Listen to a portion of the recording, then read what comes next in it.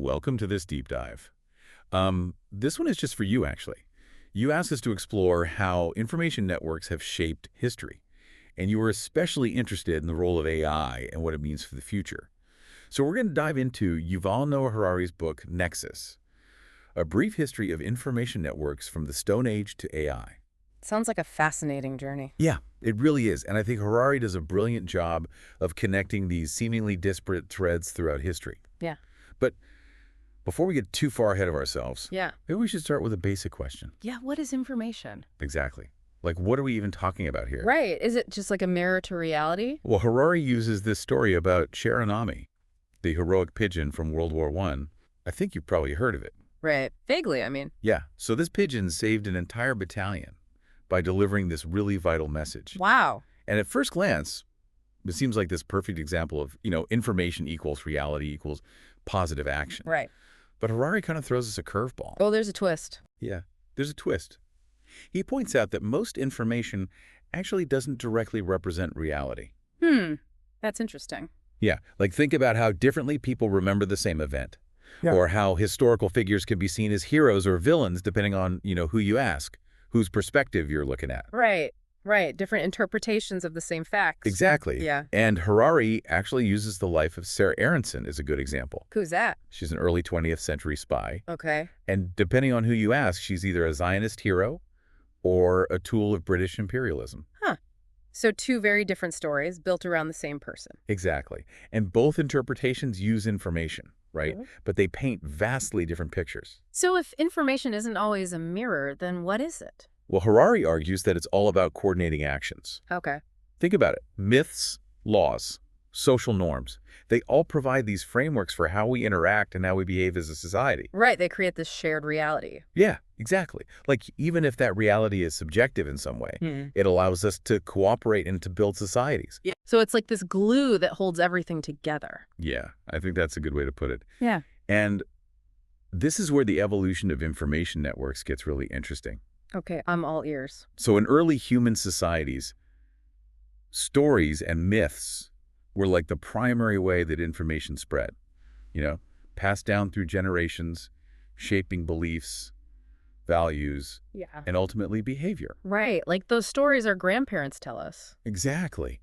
Think about the impact of the Ramayana. The Ramayana. Yeah, the ancient Indian epic. Oh, right. Of course. It's been interpreted in countless ways, Yeah. right? Influencing everything from religious beliefs to political movements across centuries. Wow. So a single story can have such a ripple effect across time. Yeah, it's amazing. Yeah. It makes you wonder, right? If stories were so powerful back then, what role do they play in shaping our realities today? Especially with the rise of social media and the internet, right? Yeah.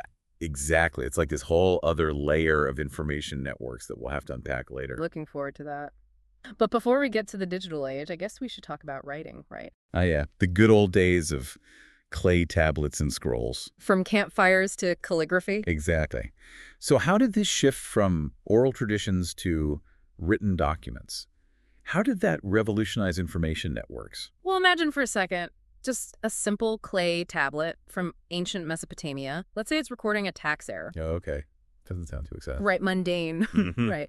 But that document creates a whole new reality. Right. So it represents an agreement, Mm. a transaction, a system of accountability.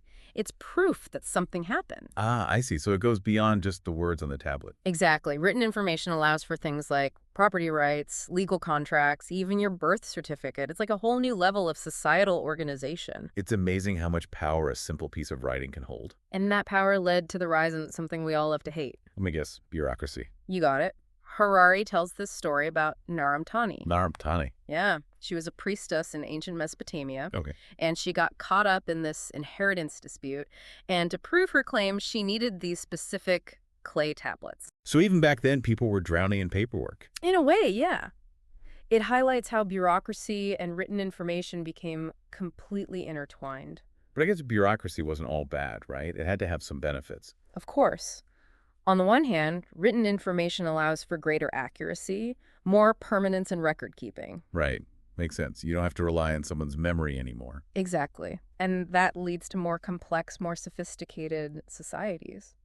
But on the other hand, I imagine there were some downsides too, Right. Definitely. You start to see some unintended consequences. Like what? Did everyone just start hoarding clay tablets in their basements? Well, not quite. Yeah. But there was this shift in how people interacted with information. Hmm. Humans started outsourcing their memories to documents. Ah, interesting. We no longer needed to remember everything, Yeah. which led to new problems with retrieval, you know. Kind of like how I frantically search for a file on my computer sometimes. Exactly, lost in the digital abyss.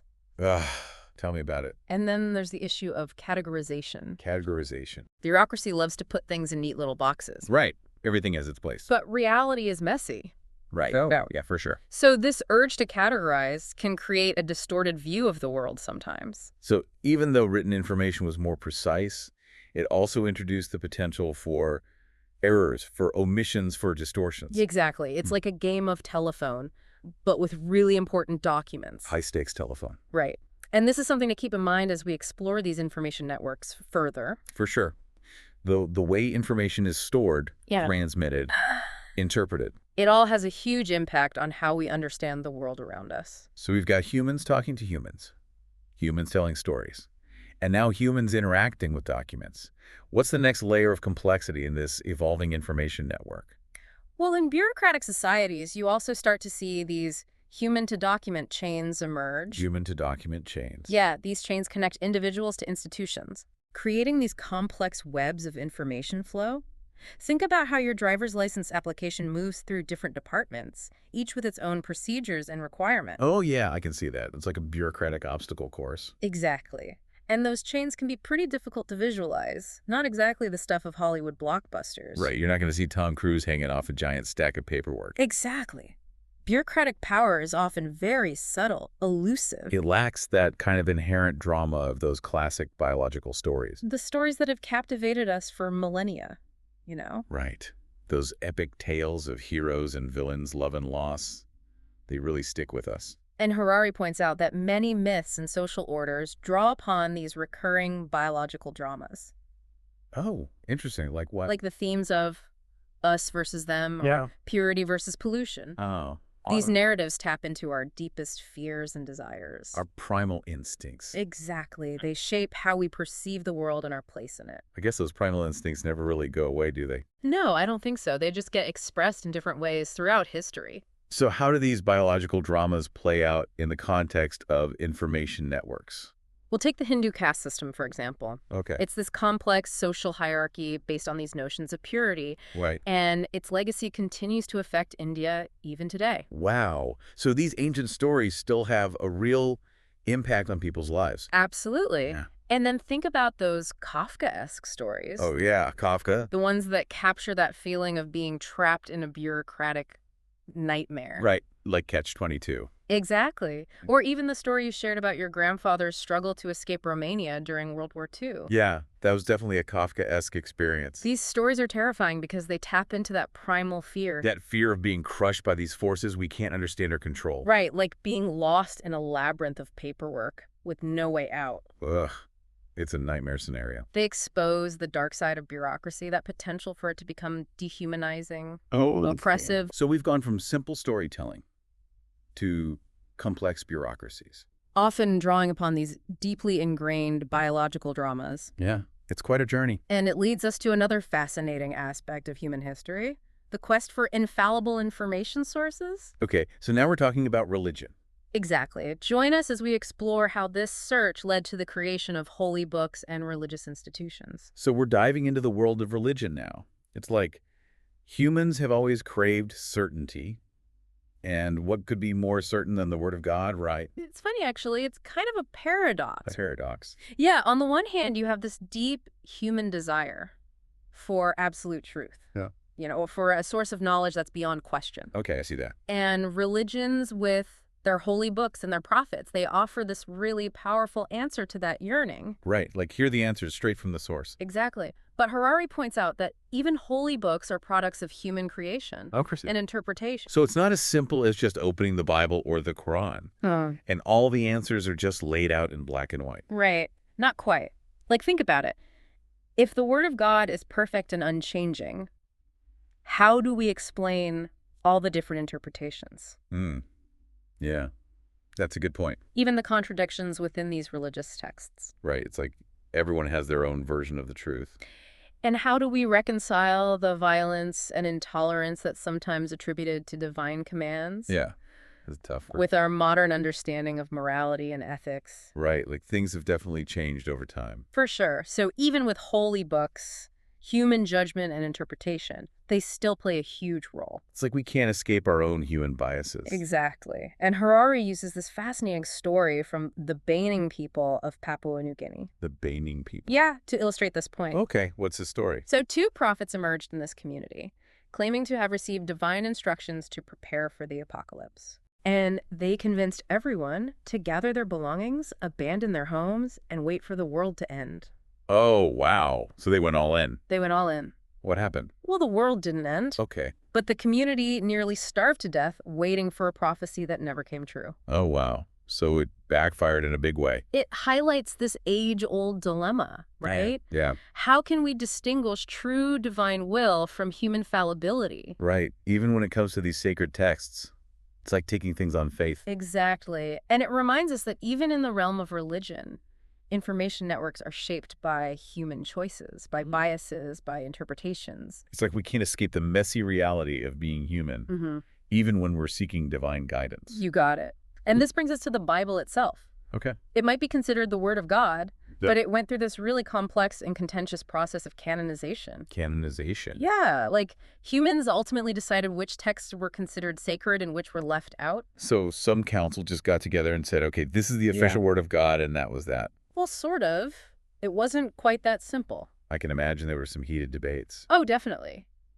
The Bible we know today is actually quite different from earlier versions. Really? Yeah, for example, the Greek Septuagint includes additional books that didn't make it into the Hebrew Bible. Huh. So different versions, different interpretations. Right, and these decisions about canonization were made by people often in response to political or theological pressures. I see. So it's not this pure, unadulterated transmission of divine knowledge. Not quite. There's a human element woven throughout. And that human element, I guess it creates this space for error, for bias, for manipulation even. Right, and the challenges didn't stop with canonization. The Bible may be considered infallible, but humans are the ones who have to interpret its meaning. And that's where things get even more complex. Oh, yeah, for sure. Think about the endless debates over what constitutes work on the Sabbath, for example, or how to apply these ancient moral codes to modern social issues. Right, those debates have been raging for centuries. Exactly, and it seems like this quest to bypass human fallibility by relying on a holy book actually ended up strengthening human institutions. In a way. Yeah. Because those institutions became responsible for interpreting and enforcing the correct understanding of the text. Right, the Jewish rabbis, for example. They developed the Talmud as a way to address the ambiguities and complexities of biblical law. Okay. But this led to even more layers of interpretation and more rabbinical authority. So it's like a cycle. It keeps expanding. And Christianity faced similar challenges. With the emergence of new gospels and interpretations, the Catholic Church rose to prominence as this curation institution. Right, shaping which texts were considered authoritative and how they should be understood. So in a way, this search for an infallible information source led right back to the messy reality of human institutions. It's like trying to escape a maze, only to find yourself running in circles. Exactly. And this theme of seeking certainty in the face of human fallibility, it's something we'll see again and again as we explore the evolution of information networks, particularly as we move into the age of AI. Okay, so buckle up. I guess things are about to get even more complicated. But before we jump to the digital age, let's explore another fascinating example of how information networks can shape reality: the early modern European witch hunts. Witch hunts. That sounds pretty dark. It is. It's a chilling example of how information, even when it's false or misleading, can be amplified and weaponized within a network Wow. to devastating effect. Imagine a world where the belief in witches becomes so widespread, so ingrained in the fabric of society, that it leads to mass executions and social hysteria. That's a scary thought. That's what happened in Europe between the 15th and 18th centuries. Oh, it's a long time. It's a sobering reminder of the power of information to shape our perceptions and actions, even when that information is based on fear, superstition, prejudice. So how did this belief in witches become so pervasive? Was it just like people sharing scary stories around the campfire? It was more than just campfire stories. This belief was fueled and legitimized by a powerful information network, one that included religious authorities, legal institutions, even scientific texts of the time. Oh, wow. So it was like a whole system built around this belief. Exactly. And one key figure in this network was Heinrich Kramer. Okay. He was a German inquisitor who wrote a treatise called the Malleus Maleficarum. Malleus Maleficarum. What does that even mean? It means hammer of witches. Hammer of witches. That sounds ominous. It is, and The- this book laid out this detailed and terrifying theory of witchcraft, claiming that witches were real, they were everywhere, and they were engaged in this vast conspiracy to undermine Christianity and destroy society. Oh, wow. It's like the ultimate conspiracy theory. It was like a viral piece of misinformation spreading fear and paranoia throughout Europe. It's amazing how a single book could have such a profound impact. Right. It was like the 15th century version of a social media echo chamber, amplifying and reinforcing this dangerous narrative. And what were the consequences of this? They were devastating. The Malleus Maleficarum was used to justify the torture and execution of tens of thousands of people. Oh my God. Mostly women accused of witchcraft.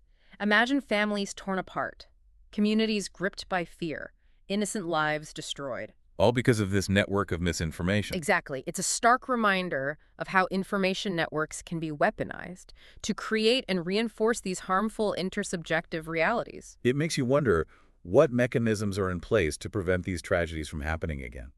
Right. Like, how do we ensure that information networks are used to promote truth and justice? Rather than fear and persecution. That's a crucial question, and it leads us to a key concept that Harari explores, the importance of self-correction in information networks. Self-correction. What does that even mean? Think about it this way. Just like a biological organism, an institution or a system of knowledge needs mechanisms to identify and correct errors in order to survive and thrive. Right. It's like a feedback loop. Exactly. Without self-correction, misinformation can spread unchecked, leading to all sorts of harmful consequences. So an institution needs to be able to say, hey, we messed up. Let's fix this, and then actually take steps to change course. Yeah. That seems pretty challenging, especially for institutions that claim to be infallible or divinely inspired. You're right.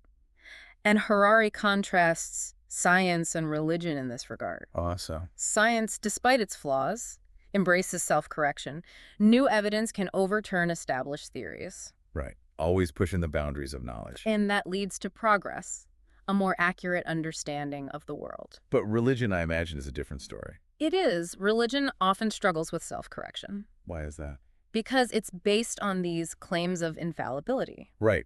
The word of God is the word of God. Exactly. So admitting mistakes can be seen as undermining that divine authority. That makes sense.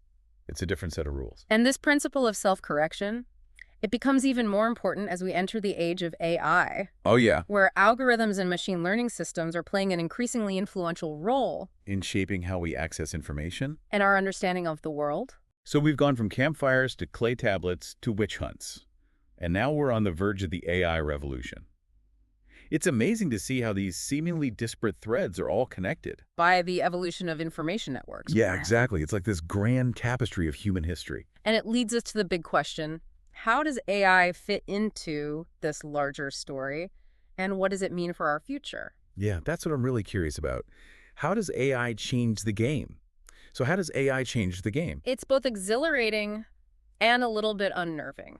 Remember how we were talking about the power of stories to shape our reality? Yeah, stories is a way of coordinating actions. Right. AI is becoming like this master storyteller, weaving these narratives that can influence our emotions, our beliefs, our actions in ways we don't even fully understand yet. So AI isn't just processing information more efficiently. It's creating and spreading information potentially on a massive scale. Exactly. And Harari uses the Rohingya massacre in Myanmar as this chilling example. Oh yeah, I remember reading about that. How online hate speech, amplified by Facebook's algorithms, fueled this real-world violence. It's a stark reminder that AI, even with seemingly neutral intentions, like maximizing user engagement, can have these devastating unintended consequences. Yeah, it's almost like we're creating these incredibly powerful tools without fully understanding the implications. Right. And it raises this really important question. Who is ultimately responsible when AI causes harm? Yeah, that's a tough one. Is it the programmers? Yeah. The tech companies? Can you even hold an algorithm accountable? These are ethical and legal dilemmas that we're only just starting to grapple with. It's like a whole new frontier of responsibility. And we're just scratching the surface of what AI can do. Think about GPT-4. GPT-4, the AI that can write and code and even hold conversations like a human. Exactly. What happens when AI becomes this good at mimicking human intelligence? It's both exciting and terrifying at the same time. Right. On the one hand, you have the potential for AI to revolutionize everything, from education and healthcare to scientific research and the arts. But on the other hand, there are serious concerns about job displacement, the spread of misinformation, the potential for AI to be used for malicious purposes. It's like this uncharted territory full of both promise and peril. And we need to tread very carefully. Harari really stresses the importance of citizens understanding computer politics. Computer politics. Yeah, like we can't afford to be passive bystanders in this technological revolution. We have to be informed. Engaged. Exactly. We have to understand how these systems work, what their limitations are, and how they can be used for good or ill. It's like we need to become fluent in a whole new language. The language of algorithms and data flows. Because if we don't understand how these systems work, we can't possibly hope to shape them in a way that benefits humanity. Right. And this isn't just about technology. This is about power. Power. Who controls the information networks? Who sets the rules? Who benefits from the flow of data? These are political questions With huge implications. for the future of democracy, freedom, human rights. Harari doesn't sugarcoat the potential downsides either. He paints a pretty stark picture of the risks. Surveillance social credit systems, the erosion of privacy. It's like something out of a dystopian novel. Imagine a world where algorithms track your every move, assess your social worth, determine your access to resources and opportunities. It's a chilling thought. And it's a real possibility if we're not careful. But it's not all doom and gloom, is it? There's also incredible potential for good. Absolutely. AI could help us solve some of the biggest challenges facing humanity. Climate change, disease poverty. It's a powerful tool. That can be used for good or ill. And it's up to us to decide which path we take. Harari emphasizes that the future of AI is not predetermined. It's a future we're creating right now. With every choice we make, every line of code we write, every policy we implement. It's a lot to think about. It is. But it's crucial that we engage in these conversations now before it's too late. Well, thank you for guiding us through this intricate and fascinating world of information networks. It's been a real eye-opener. It's been a pleasure exploring these ideas with you. And remember, this conversation doesn't end here. It's just the beginning. Exactly. So to our listener out there, we leave you with a final question. In a world increasingly shaped by AI, what kind of information network do you want to be a part of? And what role will you play in shaping that future? The future is in our hands. Thank you for joining us for this deep dive into the history and future of information networks. We hope you found it both fascinating and thought-provoking. Until next time.